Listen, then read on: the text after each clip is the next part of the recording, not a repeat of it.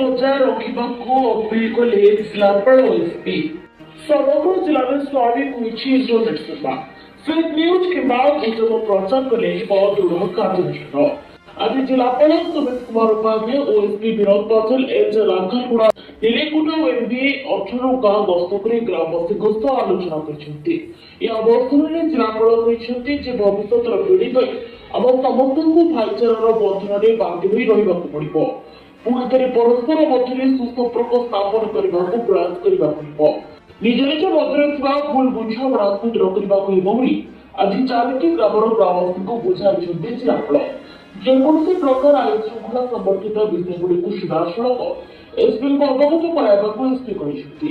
ବର୍ତ୍ତମାନ ଭଳି ସମ୍ବେଦନଶୀଳ ପରିସ୍ଥିତିରେ ସୋସିଆଲ ମିଡିଆରେ ଫେକ୍ ନ୍ୟୁଜ କିମ୍ବା ଗୁଜବ ପ୍ରଚାର କରି ଲୋକଙ୍କ ମଧ୍ୟରେ ବଡ଼ ବାତାବରଣ ସୃଷ୍ଟି କରିବା ନାହିଁ ବୋଲି ଲୋକଙ୍କୁ ସଚେତନ କରିଛନ୍ତି ଏସପି।